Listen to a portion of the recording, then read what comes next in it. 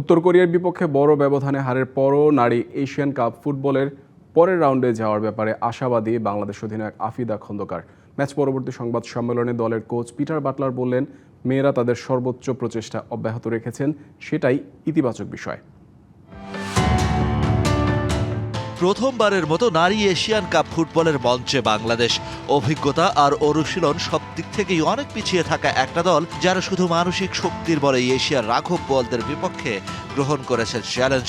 র্যাঙ্কিংয়ে যোজন এগিয়ে থাকা দলগুলোর বিপক্ষে গোল হজম করার ম্যাচেও চোখে চোখ রেখে লড়াইয়ের প্রচেষ্টাই বলে দেয় ম্যাচ জয়ের লক্ষ্য নিয়েই মাঠে নামে লাল সবুজের মেয়েরা। তাই তো উত্তর কোরিয়ার বিপক্ষে হারের পর অধিনায়ক আফিদা খন্দকার বললেন, পরের রাউন্ডে যাবার আশা এখনো ছাড়েননি তারা।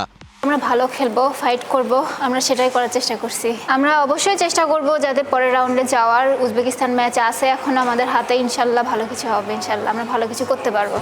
আফিদা ঋতুপর্ণাদের কোচ পিটার বাটলারের চোখে মুখেও নেই পরাজয়ের গ্লানির ছাপ। আছে ম্যাচ হারের যৌক্তিক ব্যাখ্যা, আছে প্রাপ্তির হিসাব নিকাশ। দিন শেষে কোচের আত্মতৃপ্তি, মেয়েরা তাদের সর্বোচ্চটা দিয়েই খেলেছে, চেষ্টা করেছে।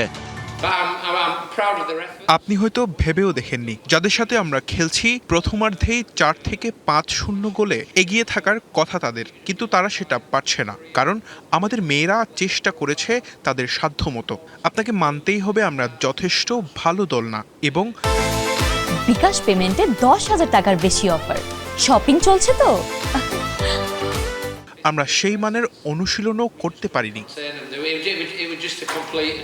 ঋতু মনিকাদের শেষ ম্যাচ আগামী সোমবার সিডনিতে। সেই ম্যাচে শেষ হাসি হাসতে পারলে পরের রাউন্ডে যাওয়া হোক বা না হোক, এশিয়ান কাপে একটা জয় অন্তত সঙ্গী হবে লাল সবুজের মেয়েদের। সেটাই বা কম কিসে, সেই প্রশ্নেও যৌক্তিক অবস্থানে হেড কোচ বাটলার। পরের ম্যাচটার জন্য আমাদের অনুশীলনটা আগের মতোই হবে। প্রতিপক্ষের গড় বয়স 23 থেকে 24-এর বিপরীতে আমাদের মেয়েদের বয়স 19.5। সুতরাং আমরা একটি ভিন্ন শক্তির বিরুদ্ধে নামছি। হ্যাঁ, আমরা হাসি মুখেই মাঠে নামবো। যদি ভালো কিছু হয় দারুণ, আর না হলেও জীবন থেমে থাকবে না। বাটলারের কথার রেশ ধরে যে কেউ বলতেই পারেন, জীবন থেমে থাকবে না, আফিদারাও থেমে থাকবেন না। তাদের প্রচেষ্টা হোক ম্যাচ জয়ের, না হলে অন্তত কেউ একজন আসরে গোল করার গৌরব অর্জন করে ইতিহাসটা গড়ুক। Shahan Papon, DBC news desk.